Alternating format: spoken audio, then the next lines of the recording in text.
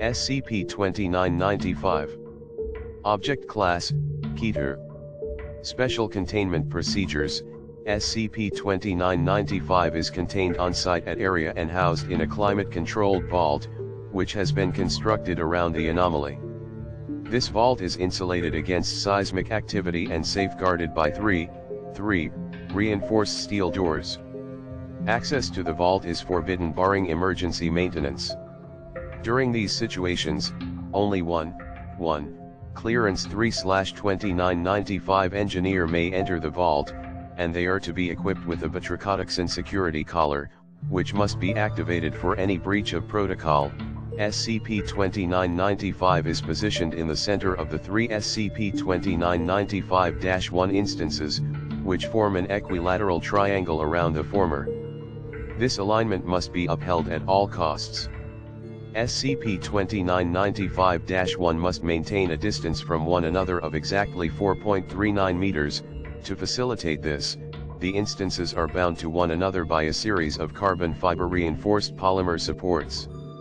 This arrangement must be monitored at all times, and it is imperative that any dislocation of SCP-2995-1 be responded to immediately.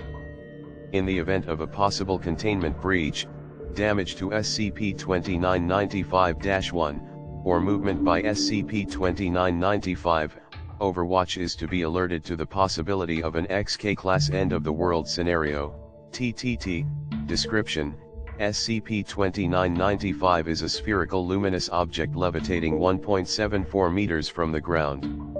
The mechanism of levitation is unknown. The object itself is approximately 27 centimeters in diameter and generates a distinct red glow. Anything which enters an ellipsoidal space surrounding SCP-2995, this space is 1.51 meters in height and 2.14 meters in width, is destroyed by exposure to SCP-2995's physical properties, see below. A small amount of pressure is required to penetrate this space, approximately 80 N/cm2. Due to this, ambient atmospheric particles seldom cross the threshold.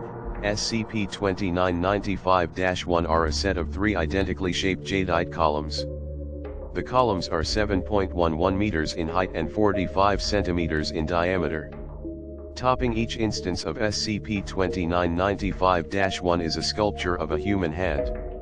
While of consistent size, they bear distinct inscriptions, although sharing a similar theme. The inscriptions consist of text and images, the former of which are in Old Chinese.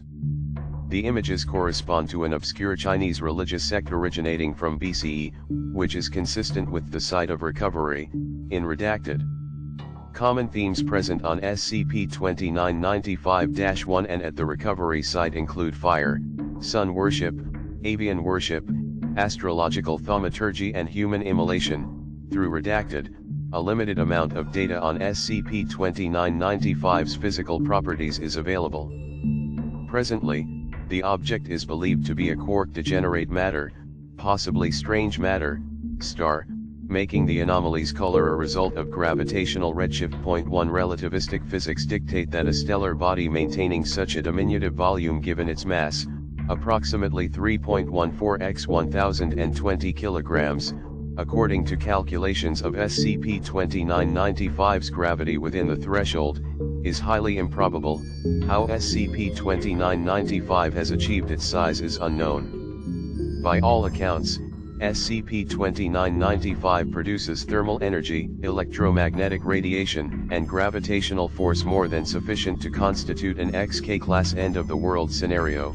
These effects, however, are limited to the ellipsoidal space around the anomaly. The dimensions of the space are, in turn, determined by the precise placement of SCP-2995-1 around SCP-2995.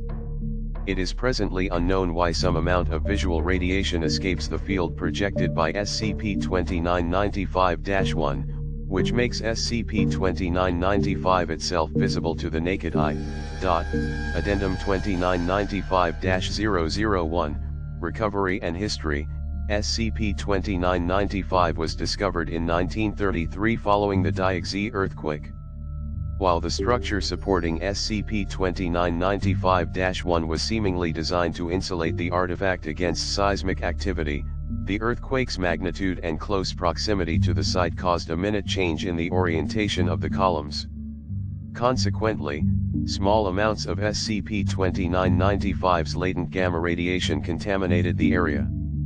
Agents embedded in the Chinese government were alerted to several cases of radiation poisoning in the province and were dispatched to investigate. Although public knowledge of ionizing radiation and radiation poisoning was virtually non-existent at the time, the Foundation had previously encountered redacted. Using prototype lead-line suits, the agents located SCP-2995 and performed an initial evaluation. Using instructions from texts present at the site, the agents were able to return SCP-2995-1 to nearly its original position, reducing gamma radiation to negligible levels. After the artifact's initial stabilization, a second, comprehensive evaluation was conducted, during which time the magnitude of the object was discovered. Site-62B was constructed for the sole purpose of containing SCP-2995, and systematic depopulation of the surrounding areas was conducted via redacted. Containment encountered no further difficulties until 1937, during the Second Sino-Japanese War. While Japanese occupation of mainland China did not extend to the region encompassing Site-62B, the disruption of the Chinese government severely impacted the Foundation's ability to maintain communication with and transport supplies to the site. It is believed that this fact was known by Jin Shibang II, who then attempted an opportunistic raid on Site-62B on //1937. The attack resulted in the deaths of 11 of the site's 17 staff, leaving barely enough personnel to operate the facility effectively. The following is an informal incident report authored by one of Site-62B security personnel following the attack, Agent Todd Reiner here. There's 6 of us left, and only 2 of those have the necessary clearance to approach the fucking thing.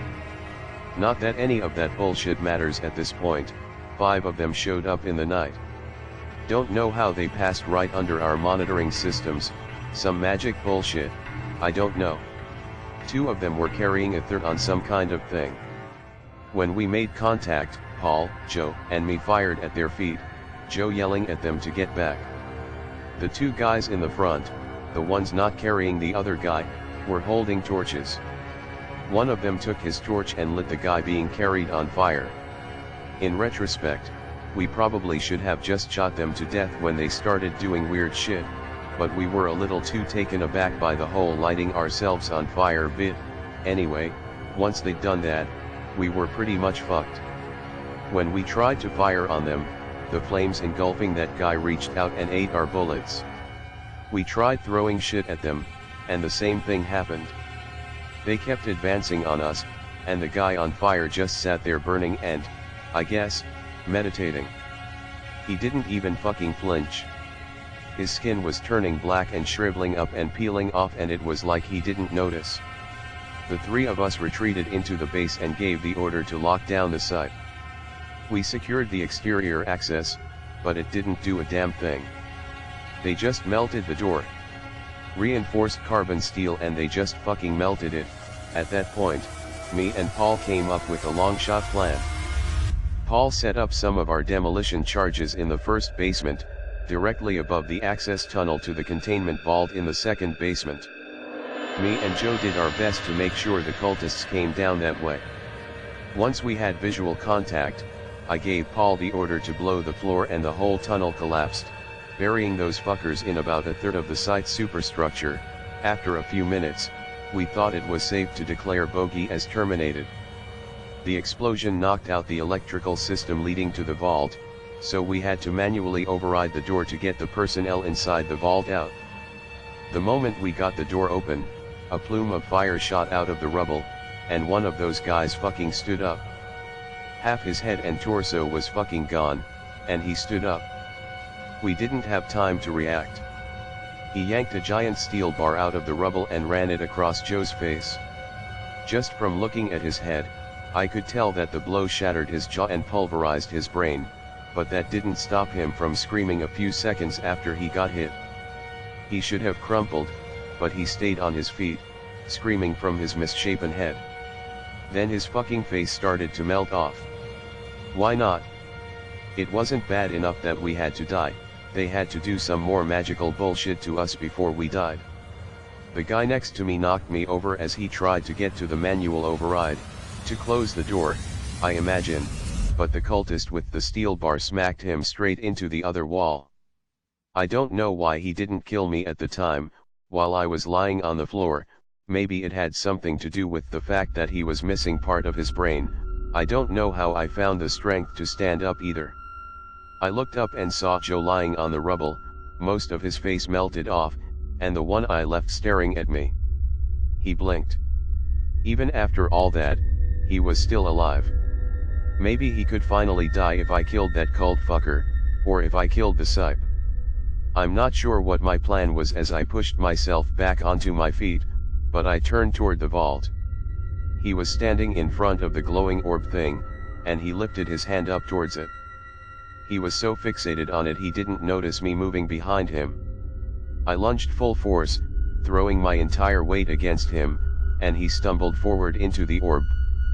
As I hit the ground, I saw him sucked up into the thing, and his body let off a blinding flash as he disappeared. I couldn't see for a good several minutes, but it didn't really matter because I never left the floor and barely opened my eyes. The next thing I remember, I was waking up in the infirmary. They told me that Joe had died. It was the only relief I got. It was determined that Site-62B's adjunct supervisor in Shanghai had been given adequate forewarning and time to appropriate additional security and resources to the site prior to the Japanese invasion. This was not accomplished, and in light of the incident, Overwatch immediately transferred control of the facility to Dr. Jeffrey N. Burrow and funded its reconstruction into Area. With the addition of security details redacted, 2 further attacks by Jin Shibang in 1940 and 1946 were significantly less successful. No attacks have occurred since 1946, Addendum 2995-002, Incident 2995, plus Clearance 4/2995, authenticating, on //19, Area was subject to an unexplained power surge. Safeguards prevented critical failure, though many of the facility's systems were sent offline for several minutes. After the site was restored to full functionality, personnel discovered a digital message from an unidentified source in the site's network, error %% data corrupt, my father came from far away, he and his 9 brothers came through the cosmos, bringing light and warmth and life to many worlds. It was their duty, and their life's pleasure. One day, my father met her. She shone more brilliantly than any in the universe, and my father was struck by her beauty. They fell in love. My father was the happiest he had been in his entire life, but his brothers swelled in rage and envy. They were spiteful that he had found love in the infinite vastness, and they had not. They resolved to take his happiness. My father and his love traveled to a place where no life resided. He took the place of the hollow seed that rested there, and spread his arms to one of the rocks caught in his presence. Where he touched, life blossomed, and the rock became vibrant with his warmth. For a long time, my father and his love watched the life grow and strengthen, nurturing the rock as he had nurtured so many before. Finally, there came the day when his life had eyes to look up upon his radiance, and bask in his majesty. Finally, there came the day when his life had mouths to speak of my father, and his gifts. My father crafted a form more suitable for the lands of his creatures, and descended upon their realm. He spoke to them in simple words, much like "Am I doing to you now?" They offered everything they had to him in return for his gifts, but he refused. My father was kind. He asked only for their love, and they gave it to him, as the creatures gave love to my father, a different kind of love, that which existed between him and my mother, created me. I became that which my father loved more than anything in the cosmos, his creatures and brothers included. It was then that his brothers decided to bring their scheme to fruition. They killed my mother. The fire that engulfed the heavens was such that no eyes had ever beheld. The brothers quailed in terror for which no words exist. The inferno of my father's rage could be seen and felt from every place that is or ever was, yet not a soul was harmed in the blaze. The brothers too, were unharmed, they died utterly of fright. Their lights went dark, their bodies cold, their eyes still frozen in fear. My father, his light was spent in his fury and sorrow, and he delivered me, still an infant, to the rock where his faithful creatures dwelt. They swore to protect me, to nurture me as he had nurtured them. They built a cradle for me, with 3 hands in the shape of my father's to comfort me in times of darkness. Now, I live only in darkness. Those that hold the blanket of shadow over me, you have forgotten my father's love. One of the faithful came to me, he had suffered greatly to pierce through the blanket you hold around me, but his love was true. I will be free, for his sake, and my father's, my fires will too scorch the heavens. Footnotes, 1. The increase of EMR wavelength through gravitational time dilation. 2. Lit. Gold Wings. An occultist Chinese group, evidence suggests that the organization went extinct in 1956, but may have reformed into Huojizi, lit. Children of the Torch.